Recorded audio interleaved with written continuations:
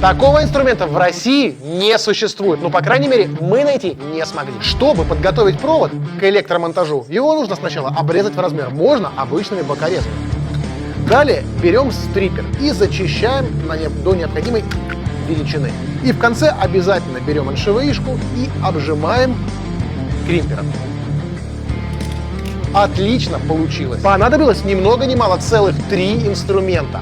Ну а вот этот, по идее, один должен решить все эти 3 задачи. Обрезаем, вот так вот зачищаем, ну и обжимаем.